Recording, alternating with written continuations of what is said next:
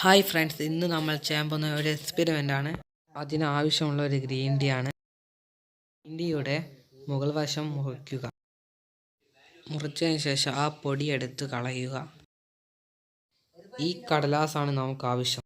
നല്ലോണം ഈ കടലാസ് നിവർത്തിയതിന് ശേഷം ഒരു തീപ്പെട്ടി എടുക്കുക. അതിന് മുകളിൽ തീ കൊടുക്കുക.